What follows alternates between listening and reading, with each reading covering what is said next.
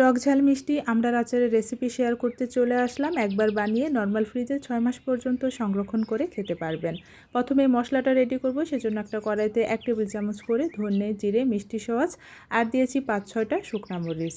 সব একসাথে টেলে নিয়ে ব্লেন্ডারে জারে নিচ্ছি। 1 টেবিল চামচ হলুদ সরিষা, 2টো এলাচ, ছোট্ট এক টুকরো দারচিনি আর ভেজে নেওয়া সেই মশলাগুলো সব একসাথে গুঁড়া করে নিলেই হয়ে যাবে আচারের মশলা।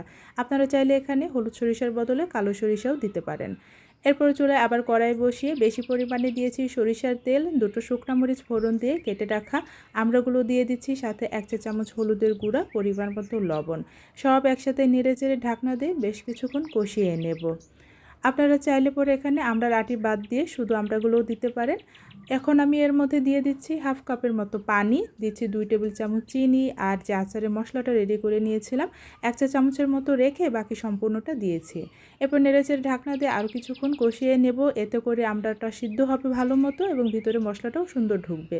এখন বাজারে বেশ বড় বড় আমড়া পাওয়া যায়, তবে আমড়াগুলো অনেক বেশি মিষ্টি আর আচার টক মিষ্টি না হলে ভালো লাগে না খেতে। তাই আমি এখানে 1/4 কাপের মতো তেঁতুলের চাটনি দিয়েছি। সবশেষে আচারের সেই মশলাটা দিয়ে নেড়েচেড়ে চুলা থেকে নামিয়ে নিচ্ছি।